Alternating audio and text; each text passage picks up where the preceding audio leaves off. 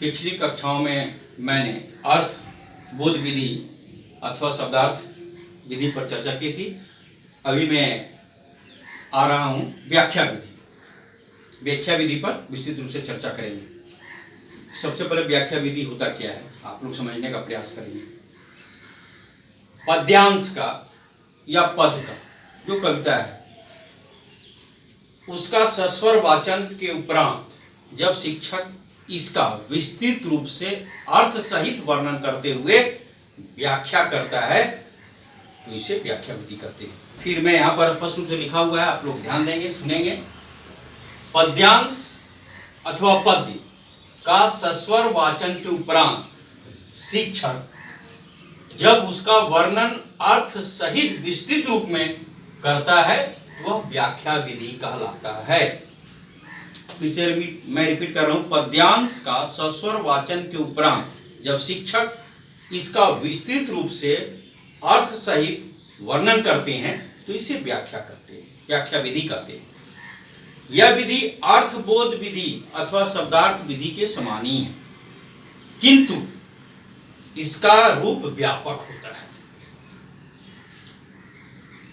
अर्थबोध विधि में शिक्षक समान रूप से गद्य का या गद्यांश का अर्थ बता देता है, अर्थात शिक्षक का ध्यान सिर्फ शब्दार्थ पर टिका रहता है, जबकि व्याख्या विधि में शिक्षक की निगाहें उस संपूर्ण पद्य या पद्यांश के भावार्थ का स्पष्टीकरण करते हुए उसे बृहत रूप में प्रस्तुत करने पर टिका रहता है।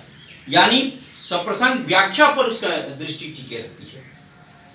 व्याख्या विधि में शिक्षक भावार्थ के माध्यम से छात्रों को विचार सौंदर्य की अनुभूति कराता है। व्याख्या विधि 3 प्रकार से होती है। तीनों प्रकार मैंने यहां पर लिखा हुआ है। पहला व्यास विधि, दूसरा तुलना विधि और तीसरा समीक्षा विधि। व्याख्या विधि 3 प्रकार की होती है, तीनों का नाम लिखा हुआ है। फिर से मैं आपको बता देता हूं 3 विधि कौन कौन है।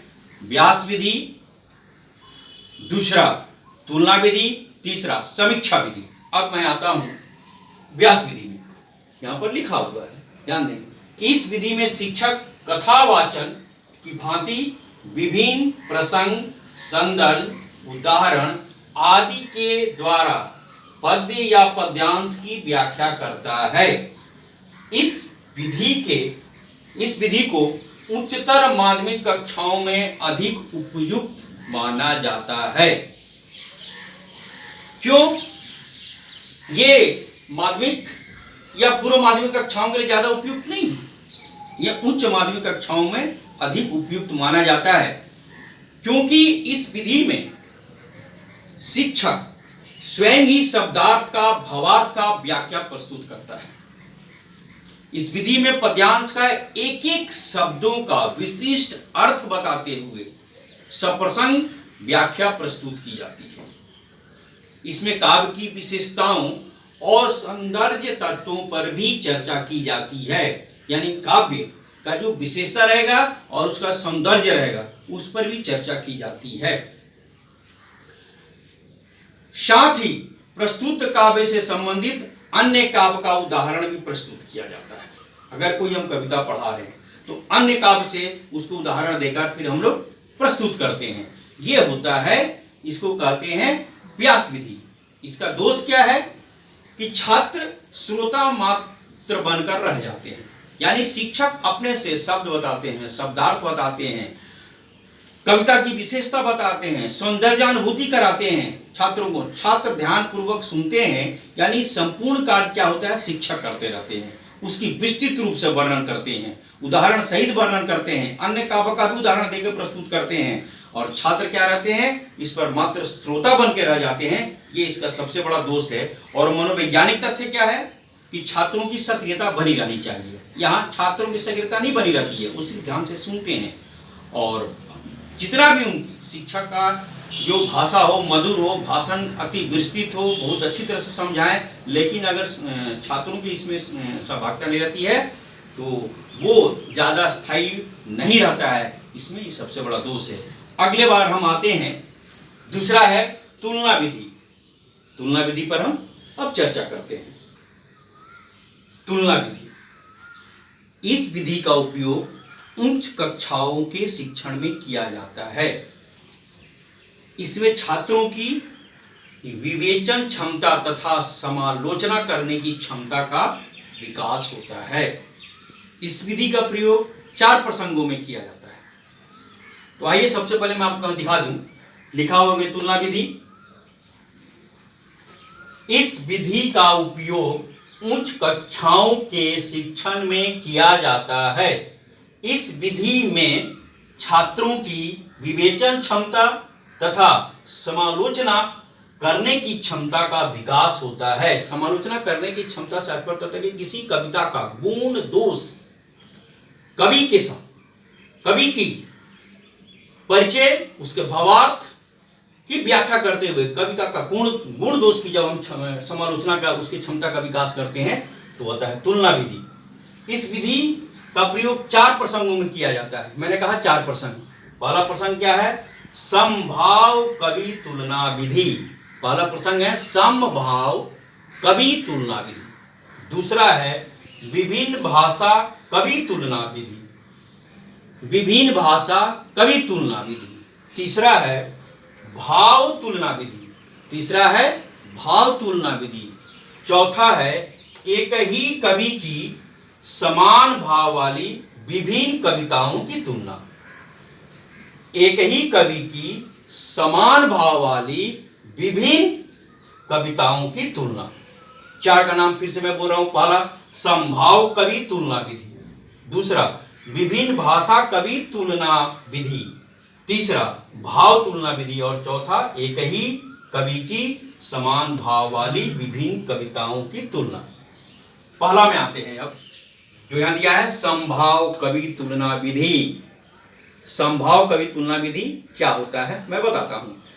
एक ही कवि के समान भाव वाली विभिन्न कविताओं की तुलना। इसका अर्थ क्या होता है? जब हिंदी भाषा के विभिन्न कवियों के एक ही प्रकरण एवं प्रसंग की कविताओं की तुलना की जाती है तो वह समभाव कवि तुलना विधि कहलाता है। यहां मैंने लिखा भी है समभाव कवि तुलना विधि। जब हिंदी भाषा के विभिन्न कवियों के एक ही प्रकरण एवं प्रसंग की कविताओं की तुलना की जाती है तो उसे समभाषा कवि तुलना विधि कहते हैं। जैसे राष्ट्र प्रेम, मातृभूमि, मां, प्रकृति, सौंदर्य बोध आदि पर विभिन्न कवियों की कविताएं लिखी रहती है। और जब हम एक ही प्रसंग है, जैसे मातृभूमि का ले ले या देशभक्ति का ले ले, एक प्रसंग उठा ले और जब हम किसी कविता को प्रसंग का हम पढ़ा रहे हैं। अब कविता है राम प्रसाद बिस्मिल का हम ले लें, हे मातृभूमि। उनकी कविता का नाम है हे मातृभूमि। उनकी कविता है हे मातृभूमि तेरे चरणों में सिर नवाऊं, मैं भक्ति भेंट अपनी तेरी शरण में लाऊं।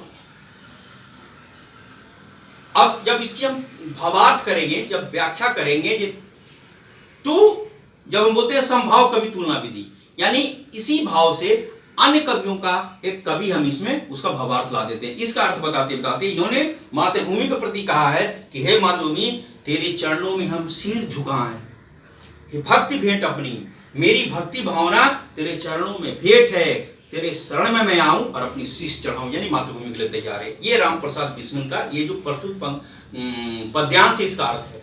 हम लोग जब इसकी व्याख्या करेंगे, क्योंकि मैं व्याख्या विधि की पर बात कर रहा हूं, जब इसकी व्याख्या करेंगे और जब समभाव कवि तुलना विधि की बात करेंगे तो समान भाव वाले दूसरे कवि का एक कविता का प्रसंग यहां लाके हम लोग अर्थ को बताते हैं। हम बताते हैं कि विक्रम नामदेव का अर्थ व्याख्या करते करते शिक्षक क्या करेंगे, विक्रम नामदेव को बताएंगे और उनका वाचन करके फिर उसका अर्थ बताएंगे, तब दोनों का तुलना करेंगे। वो क्या बोलते हैं, हे मातृभूमि भारत, हे राष्ट्रभूमि भारत, हे जन्मभूमि भारत, हे कर्मभूमि भारत, गौरव तेरा बढ़े सदा जैसे हिमालय मस्तक, मातृभूमि के चरणों में शीश रहे नतमस्तक। दोनों का भावार्थ एक है, यानी दोनों को जब हम भावार्थ की तुलना करते करते मातृभूमि के बारे में बताएंगे तो ये कहलाता है समभाव तुलना कवि। और एक कवि का अन्य कवि का बता दें, वो क्या बोलते हैं, हे मातृभूमि तुझको नमन, इस बालक नदान का, हे मातृभूमि तुझको नमन, इस बालक नादान का सबसे पहले मैं करूं तेरी पूजा, फिर दूजा भगवान का। यानी मातृभूमि का यहाँ महत्व बताया गया है। तो इस विधि को बोलते हैं समभाव कवि तुलना विधि। अब हम आते हैं विभिन्न भाषा कवि तुलना विधि। विभिन्न भाषा कवि तुलना विधि, दूसरा मैंने कहा था विभिन्न भाषा कवि तुलना विधि। इस विधि में विभिन्न भाषाओं के कवियों की रचनाओं से समान भाव को प्रस्तुत किया जाता है। मैं क्या बोल रहा हूं, विभिन्न भाषा कविता विधि। इस विधि में विभिन्न भाषाओं के कवियों की रचनाओं से समान भाव को प्रस्तुत किया जाता है। अगर हम कोई कविता या गद्यांश पढ़ा रहे हैं और वो कविता या गद्यांश में बताता हूं ये है कि सुन जननी सोई सुत बड़ भागी, जो पितु मात बचन अनुरागी। यहाँ एक कविता है, मैं यहाँ पर गद्यांश को मैं दिखा रहा हूँ, लिखा हुआ है, लिखा भी हूं, ध्यान से आप लोग सुनेंगे और पढ़ेंगे। सुन जननी सोई सुत बड़ भागी, जो पितु मात बचन अनुरागी। फिर से मैं इसको दोहरा रहा हूं, सुन जननी सोई सुत बड़ भागी, जो पितु मात बचन अनुरागी। यहाँ कहने का अर्थ है, यहाँ हम जब व्याख्या करते हैं अर्थ की, जब शिक्षक इसकी व्याख्या करते हैं तो विस्तृत रूप से करते हैं, प्रसंग के साथ करते हैं। वो बता रहे हैं कि वो सुत, यहाँ बता रहे हैं सुन जननी, ये जननी माता सुनो, सोई सुत बड़ भागी, वैसा पुत्र बहुत बड़ा भाग्यवान होता है जो माता पिता के वचन का अनुरागी होता है, नहीं माता पिता के वचन को मानता है। आइए हम इसको अन्य कवियों से, अन्य भाषाओं के कवियों से इसको तुलना करके मैं बता रहा हूं। तो क्या लिखा है, विभिन्न भाषा की कवि तुलना विधि। ये हिंदी भाषा के कवि ने ये कहा है, इसको हम लोग और उदाहरण से प्रसंग व्याख्या करने के लिए अन्य भाषा के कवि का देते हैं, जैसे उर्दू का लेते हैं। उर्दू में बोलते हैं, उर्दू में भी कहा गया है, इस प्रकार से व्याख्या विधि होता है। उर्दू में भी कहा गया है, बा अदब व नसीब, वे अदब वे नसीब। यानी जो इनका भी सारांश वही है कि जो अपने माता पिता की सेवा करते हैं, उनकी बातों को मानता है, वो सबसे बड़ा नसीबवान होता है, यानी सबसे बड़ा भाग्यशाली होता है, भाग्यवान होता है। अब आते हैं तीसरा में है भाव तुलना विधि। यहां मैंने लिखा है भाव तुलना विधि, यहां पर डिस्क्राइब भी मैंने किया है। इस विधि में एक ही भाव को लेकर लिखी गई विभिन्न भाषाओं के कवियों की रचनाओं को प्रस्तुत किया जाता है। ये क्या विधि है, इस विधि में एक ही भाव को लेकर लिखी गई विभिन्न भाषाओं के कवियों के रचनाओं को प्रस्तुत किया जाता है। ये होता है भाव तुलना विधि। माने एक ही प्रसंग भाव है और एक ही भाषा, जैसे हिंदी भाषा का ही है, कवि एक ही भाव को अलग अलग से प्रस्तुत किए हैं, तो उसका हम लोग उदाहरण देके जब व्याख्या करता है शिक्षक, तो उसको बोलते हैं भाव तुलना विधि। जैसे कवि का हम पढ़ा रहे हैं कि साईं इतना दीजिए जामे कुटुंब समाए, अब मैं भी भूखा ना रहूं साधु न भूखा जाए। इसका अर्थ हो गया कि हे प्रभु हमें इतना धन दीजिए कि मेरे दरवाजे पर आए हुए कुटुंब रिश्तेदार या साधु संत कोई नहीं यहां से भूखा लौटे और मैं भी भूखा ना रहूं। यानी ईश्वर से यहाँ यही इतना ही कामना किया गया है कि उतना ही धन दीजिए जिससे मेरा पेट भरे और मेरे घर आए हुए साधु सन्यासी संतों को और मेरे रिश्तेदारों को मैं उनको भरपेट भोजन करा सकूं। इसका भावार्थ करते करते हम एक अन्य भाषा पर हम चले जाते हैं इस विधि में। अब हम अगर दूसरे की बात करें तो यहां पर जब हम आते हैं, मैंने लिखा भी, आप इसको भी ध्यान से देंगे, मैंने यहां पर लिखा है कि साईं इतना दीजिए जामे कुटुंब समाए, मैं भी भूखा ना रहूं साधु न भूखा जाए। और इसी को हम लोग बाइबल से हम लोग इसको तुलना करके बोलते हैं। बाइबल में बोलते हैं god may grant me daily bread. क्या बोलते हैं, oh god may grant me, god may grant me daily bread. मैंने मेरे को उतना ही दीजिए जितना मेरे पेट भर जाए, जितना मेरा भरण पोषण हो जाए। तो ये होता है भाव तुलना विधि। अब हम आते हैं चौथे नंबर पर, एक ही कवि की समान भाव वाली विभिन्न कविताओं की तुलना। चौथा मैंने जो उसका जो ब्रांच बताया था, एक ही कवि की समान भाव वाली विभिन्न कविताओं की तुलना। इस विधि में शिक्षक प्रस्तुत पद्यांश अथवा पद को समान भाव वाली उसी कवि द्वारा अथवा अन्य कवि द्वारा रचित कविताएं छात्रों के समक्ष प्रस्तुत करता है। जैसे सूरदास, मीराबाई, तुलसीदास आदि कवियों की भक्ति भावों को में हम देखें तो उनमें समानता पाई जाती है।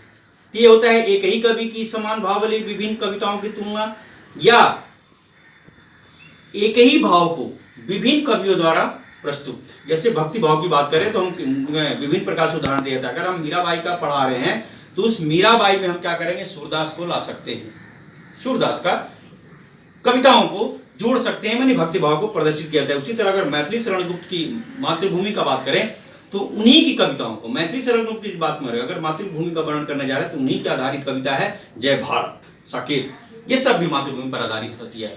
यहाँ पर स्पष्ट रूप से लिखा हुआ है। और उसके बाद आते हैं हम लोग, ये चारों उसका कांड समाप्त होता है। अब तीसरा और अंतिम जो मैं प्रारंभ से व्याख्या किया था कि 3 पार्ट्स में मैंने जो बांटा था, वो तीसरा है समीक्षा विधि। यह विधि उच्चतर माध्यमिक कक्षाओं के लिए उपयुक्त होती है। मैंने यहाँ भी लिखा, यह विधि शॉर्ट में लिखा है उच्चतर माध्यमिक कक्षाओं के लिए उपयुक्त है।